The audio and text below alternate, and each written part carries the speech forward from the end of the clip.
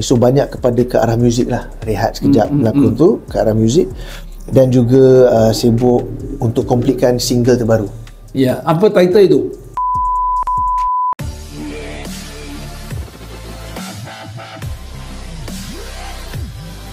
Hari ini kita temu.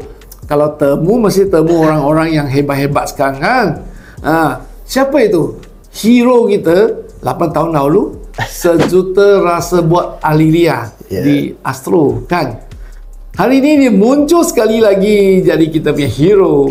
Tapi nanti baru tahu siapa dia. Assalamualaikum semua, apa khabar?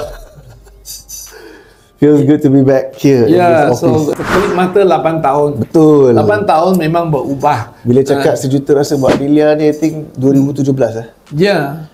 Masih kecil lagi. Jadi bayangkan 8 tahun dahulu saya punya sini kondominium pun tak tengok kondominium kita bagi tu banyak. Masa itu belum ada lagi 8 tahun dahulu. Masa bergerak cepat. So maksudnya berubah banyak cepat. Apa-apa pun boleh tambah dan boleh kurang, boleh lebih dan meningkat, boleh mengundur. So orang kata kalau di bidang artis sangat popular dalam 1 tahun, mungkin next year pun sudah kurang popular. So inilah kata naik turun adalah lumrah manusia yang kena lalu lah kan. Betul. Yang penting kita kena tetap kekal dan untuk menuju ke depan kan. So apa yang you tengah sibuk sekarang ni? Sekarang ni saya banyak buat corporate dinner show, nyanyi. Ada wedding invitation dan I mean I'm very happy dalam sepanjang tahun ni ada beberapa bookings private dinner show. Ada yang untuk korporat, ada yang untuk wedding. So banyak kepada ke arah muzik lah. Rehat sekejap berlakon tu ke arah muzik.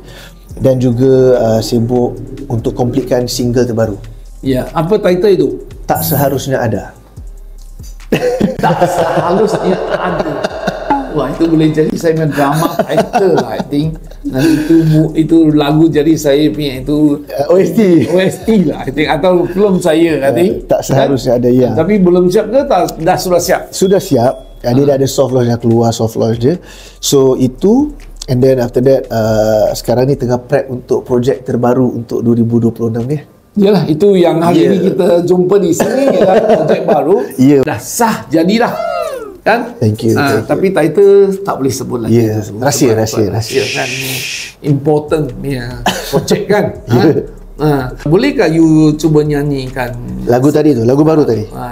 Pakdi ke apa ke? Boleh? Dah launch kan? Dah. Soft launch lah. Soft launch dah keluar dah dekat YouTube semua. So saya nyanyi nanti dengarlah, mana tahu you boleh jadi title. Ya. Jangan lupa nanti hantar. Boleh, mesti. Tapi sekarang kita rasa feel. Tak seharusnya ada ni, saya nyanyikan 4 chorus je lah. Chorus. Maafkan diriku membawamu ikut jalan yang keliru. Derita ini seharusnya tak perlu. Andai aku tak mencoba dekati hatimu, Tuhan ampuniku, untuk lukai semua yang percaya.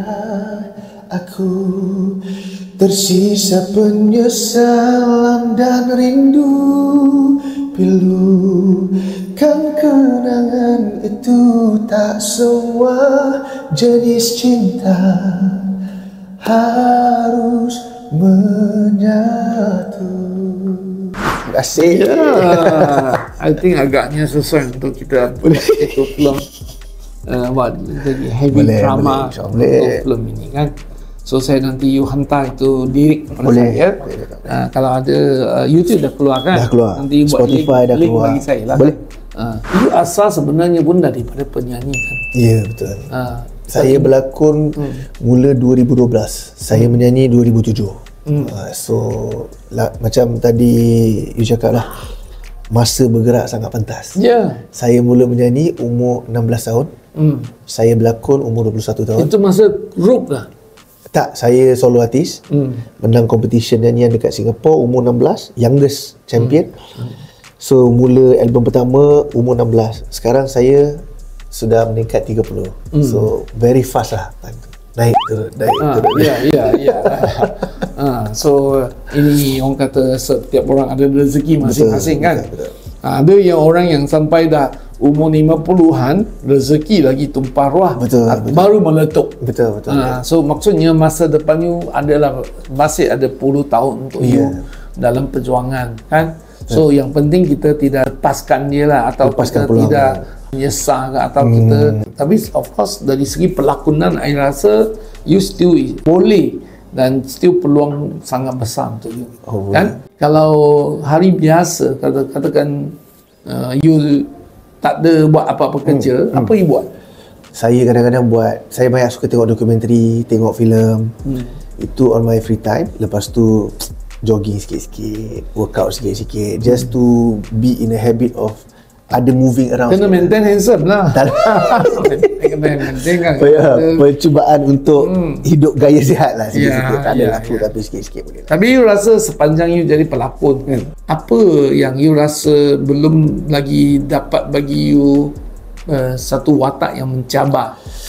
Untuk saya, daripada dulu saya pernah ada keinginan, sebenarnya sebelum jadi penyanyi ataupun pelakon, saya pernah ada satu ambition, orang kata cita-cita nak jadi polis. Nak jadi polis kan?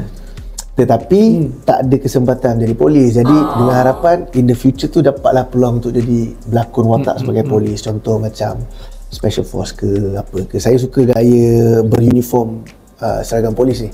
Jadi itu belum pernah dapat lagi.